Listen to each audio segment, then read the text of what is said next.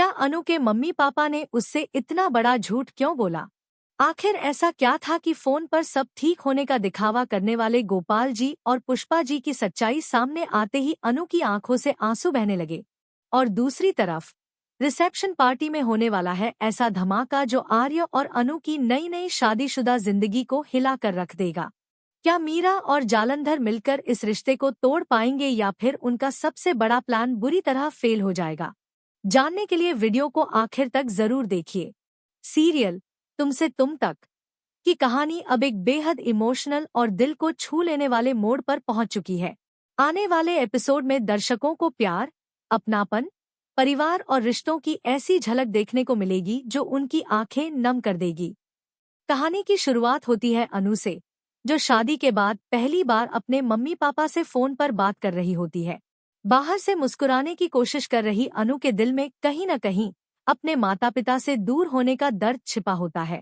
जैसे ही फोन पर गोपाल जी की आवाज सुनाई देती है, अनु खुद को संभाल नहीं पाती और उसकी आंखों से आंसू बहने लगते हैं। अनु बार बार अपने पापा से पूछती है कि सब ठीक तो है ना, आप दोनों खुश तो है ना। लेकिन दूसरी तरफ गोपाल जी और पुष्पा जी अपनी बेटी को परेशान नहीं करना चाहते, इसलिए वे अपनी सारी परेशानियां छिपाकर कहते हैं कि सब कुछ बिल्कुल ठीक है। तभी अनु अचानक पूछती है कि आपने खाना खा लिया ना? गोपाल जी बिना एक पल गवाए जवाब देते हैं कि हाँ बेटा, हमने खाना खा लिया। लेकिन उनके चेहरे पर छिपी उदासी और आवाज में मौजूद झिझक इस बात का इशारा दे रही होती है कि वे सच नहीं बोल रहे। फोन कटने के बाद भी अनु का मन शांत नहीं होता। उसे बार बार ऐसा महसूस होता है कि उसके मम्मी पापा उससे कुछ छिपा रहे हैं। वह बेचैन होकर आर्य के पास जाती है और कहती है कि मुझे अच्छा नहीं लग रहा। मुझे लगता है मम्मी पापा ने खाना नहीं खाया। उन्हें अकेले खाने की आदत ही नहीं है। जब तक मैं उनके साथ नहीं बैठती थी, वे कभी ठीक से खाना नहीं खाते थे। पता नहीं अभी किस हाल में होंगे। प्लीज मुझे उनके पास ले चलिए। अनु की आंखों में अपने माता पिता के लिए चिंता देखकर आर्य भी भावुक हो जाता है। वह बिना कोई सवाल किए तुरंत गाड़ी निकालता है और अनु को लेकर उसके मायके की तरफ चल पड़ता है। पूरे रास्ते अनु के मन में तरह तरह के सवाल चलते रहते हैं। वह सोचती है कि आखिर मम्मी पापा ने झूठ क्यों बोला? क्या वे सच में ठीक हैं? कहीं कोई परेशानी तो नहीं? जितना वह सोचती है, उसकी बेचैनी उतनी ही बढ़ती जाती है। कुछ ही देर बाद दोनों गोपाल जी के घर पहुंच जाते हैं। दरवाजा खुलते ही गोपाल जी और पुष्पा जी दोनों चौंक जाते हैं। उन्होंने सपने में भी नहीं सोचा था कि अनु इतनी रात को अचानक उनके सामने खड़ी होगी। गोपाल जी घबराकर तुरंत पूछते हैं कि सब ठीक तो है ना? इतनी रात को तुम दोनों यहाँ कैसे? तभी आर्य मुस्कुराते हुए कहता है कि सब बिल्कुल ठीक है। अनु आपको बहुत याद कर रही थी, इसलिए मैं इसे यहाँ ले आया। आर्य की बात सुनकर गोपाल जी और पुष्पा जी के चेहरे पर खुशी आ जाती है। वहीं अनु अपने माता पिता को देखकर दौड़कर उनके गले लग जाती है। कुछ पल के लिए ऐसा लगता है जैसे समय रुक गया हो। तीनों की आंखों में खुशी और दर्द दोनों के आंसू होते हैं। लेकिन तभी अनु की नजर डाइनिंग टेबल पर पड़ती है। वहां रखी थालियां बिल्कुल खाली होती है। न खाने का कोई निशान, न कोई बर्तन इस्तेमाल हुआ होता है। यह देखकर अनु का दिल टूट जाता है। उसे तुरंत समझ आ जाता है कि उसके माता पिता ने उससे झूठ बोला था। अनु धीरे धीरे टेबल की तरफ बढ़ती है और फिर मुड़कर अपने माता पिता की तरफ देखती है। उसकी आंखों में आंसू होते हैं, लेकिन आवाज में शिकायत भी होती है। वह कहती है कि आपने मुझसे झूठ क्यों बोला? आपने कहा था कि खाना खा लिया, लेकिन यहाँ तो खाना परोसा तक नहीं गया। आखिर क्यों? यह सुनकर गोपाल जी और पुष्पा जी दोनों चुप हो जाते हैं। वे जानते हैं कि अब सच छिपाया नहीं जा सकता। कुछ पल की खामोशी के बाद पुष्पा जी कहती हैं कि बेटा, तेरे बिना ये घर सूना लगता है। जब तू हमारे साथ बैठकर खाना खाती थी तो हर निवाला खुशी देता था।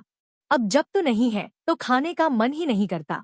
यह सुनते ही अनु की आंखों से आंसुओं की धारा बहने लगती है। वह तुरंत किचन में जाती है, खाना निकालती है और अपने हाथों से दोनों की थाली सजाती है। फिर उन्हें डाइनिंग टेबल पर बैठाकर प्यार से खाना खिलाना शुरू करती है। वह बिल्कुल उसी तरह अपने माता पिता को खाना खिलाती है जैसे बचपन में वे उसे खिलाया करते थे। यह दृश्य इतना भावुक होता है कि वहां मौजूद आर्य भी खुद को रोक नहीं पाता। उसकी आंखें भी नम हो जाती है। उसे एहसास होता है कि अनु सिर्फ एक अच्छी पत्नी ही नहीं, बल्कि एक आदर्श बेटी भी है। वह चुपचाप खड़ा होकर इस खूबसूरत पल को देखता रहता है।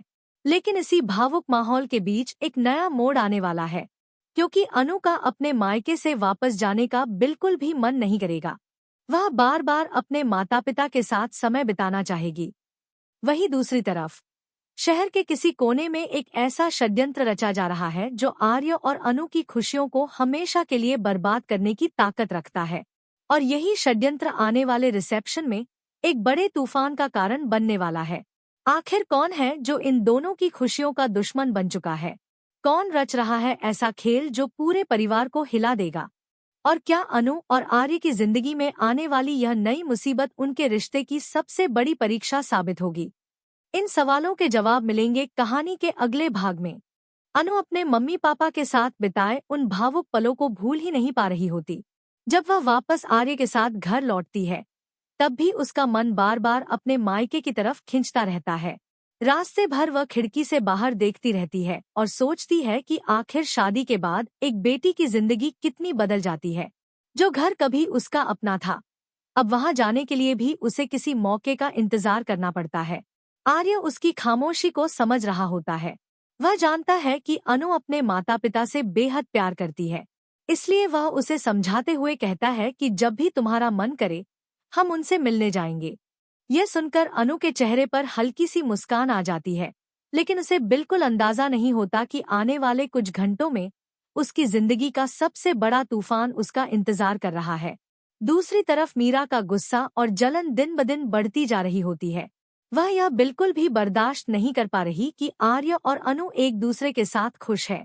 कई बार कोशिश करने के बावजूद वह दोनों के रिश्ते में दरार नहीं डाल पाई थी, लेकिन अब उसके सामने एक नया मौका आ चुका था। उसी दौरान जब वह सड़क से गुजर रही होती है, तभी अचानक उसकी मुलाकात जालंधर से हो जाती है।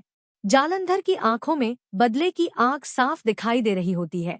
वह मीरा को रोककर कहता है कि अभी भी सब कुछ खत्म नहीं हुआ है। अगर तुम चाहो तो हम दोनों मिलकर आर्य और अनु की जिंदगी में ऐसा तूफान ला सकते हैं कि वे कभी एक नहीं रह पाएंगे। पहले तो मीरा उसकी बात सुनकर साफ मना कर देती है। उसे लगता है कि अब कुछ भी करना बेकार है। लेकिन जालंधर इतनी आसानी से हार मानने वालों में से नहीं था। वह मीरा को उकसाते हुए कहता है कि सोचो, जिस अनु ने तुम्हारी हर खुशी छीन ली, क्या उसे इतनी आसानी से खुश रहने देना चाहिए? जिस आर्य को तुम पाना चाहती थी, वह आज किसी और का हो चुका है। क्या तुम्हें यह सब देखकर दर्द नहीं होता?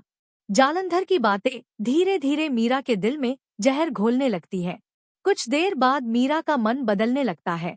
वह सोचती है कि वैसे भी उसके पास खोने के लिए अब कुछ नहीं बचा। अगर यह आखिरी मौका भी हाथ से निकल गया तो शायद वह कभी कुछ नहीं कर पाएगी।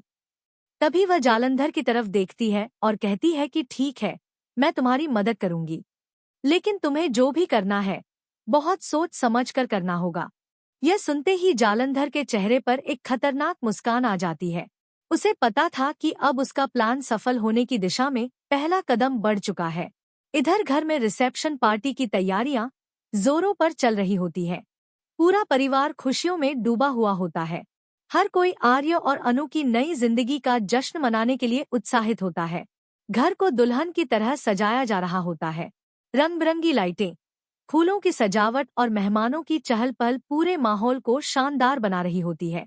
अनु भी धीरे धीरे अपने भावुक पलों से बाहर निकलकर इस खुशी में शामिल होने की कोशिश कर रही होती है। लेकिन उसे क्या पता कि उसी पार्टी में कोई उसकी खुशियां छीनने की तैयारी कर रहा है। मीरा चुपके से जालंधर को रिसेप्शन का निमंत्रण दे देती है। वह उसे सारी जानकारी भी दे देती है कि किस समय कौन आएगा और सुरक्षा का इंतजाम कैसा होगा। जालंधर ये सुनकर बेहद खुश हो जाता है। अब उसे सिर्फ सही मौके का इंतजार था। रिसेप्शन का दिन आखिरकार आ जाता है। पूरा हॉल मेहमानों से भरा हुआ होता है। मंच पर आर्य और अनु किसी परफेक्ट जोड़ी की तरह नजर आ रहे होते हैं। हर कोई उनकी तारीफ कर रहा होता है। कैमरों की फ्लैश लगातार चमक रही होती है और दोनों के चेहरे पर खुशी साफ दिखाई दे रही होती है। लेकिन भीड़ के बीच एक ऐसा चेहरा भी मौजूद होता है जो इस खुशी को देखकर अंदर ही अंदर जल रहा होता है। वह कोई और नहीं बल्कि जालंधर होता है। जालंधर चुपचाप हॉल के अंदर प्रवेश कर चुका होता है। किसी को उसकी मौजूदगी का अंदाजा तक नहीं होता। वह दूर खड़े होकर पूरे माहौल को ध्यान से देख रहा होता है। उसके मन में सिर्फ एक ही लक्ष्य होता है, किसी भी कीमत पर आर्य और अनु की खुशियों को बर्बाद करना। कुछ देर बाद जालंधर अपनी चाल चलने की तैयारी करता है। वह ऐसा सबूत और ऐसी बातें सामने लाने की योजना बना चुका होता है जिससे पूरे परिवार में हड़कंप मच जाए। उसे पूरा भरोसा होता है कि उसके एक कदम से आर्य और अनु के रिश्ते में दरार पड़ जाएगी। लेकिन कहानी में असली ट्विस्ट अभी बाकी होता है। जैसे ही जालंधर आगे बढ़ने वाला होता है, तभी आर्य को कुछ अजीब महसूस होता है। उसकी नज़र अचानक भीड़ में खड़े जालंधर पर पड़ जाती है। कुछ सेकंड के लिए दोनों की आंखें मिलती हैं। जालंधर के चेहरे की खतरनाक मुस्कान देखकर आर्य समझ जाता है कि वह यहाँ किसी अच्छे इरादे से नहीं आया है। अब आर्य के मन में कई सवाल उठने लगते हैं। आखिर जालंधर यहाँ कैसे पहुँचा? उसे निमंत्रण किसने दिया? और सबसे बड़ा सवाल, वह क्या करने वाला है? उधर मीरा भी घबराने लगती है। उसे डर सताने लगता है कि कहीं उसका नाम सामने न आ जाए। लेकिन अब बहुत देर हो चुकी होती है। खेल शुरू हो चुका था और हर खिलाड़ी अपनी चाल चल चुका था। इसी बीच जालंधर मंच की तरफ बढ़ना शुरू करता है। पूरे हॉल की नजरें उसकी तरफ मुड़ने लगती है। माहौल में अचानक तनाव फैल जाता है। अनु भी हैरान होकर उसे देखती है। उसके चेहरे की खुशी धीरे धीरे गायब होने लगती है। किसी को समझ नहीं आ रहा होता कि आखिर अब क्या होने वाला है। क्या जालंधर सच में ऐसा राज खोल देगा जिससे आर्य और अनु का रिश्ता टूट जाएगा? क्या मीरा की साजिश सफल हो जाएगी, या फिर इस बार भी सच की जीत होगी और जालंधर का पूरा खेल उसी पर उल्टा पड़ जाएगा?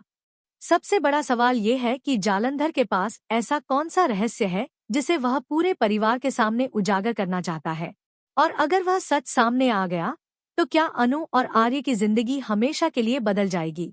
इन सभी सवालों के जवाब आने वाले एपिसोड में मिलेंगे, जहां सस्पेंस, ड्रामा और इमोशन अपने चरम पर होंगे। इसलिए कहानी का अगला भाग बिल्कुल भी मिस मत कीजिए, क्योंकि अब हर पल एक नया राज खोलने वाला है और हर चेहरा अपने पीछे एक नई कहानी छिपाए बैठा है।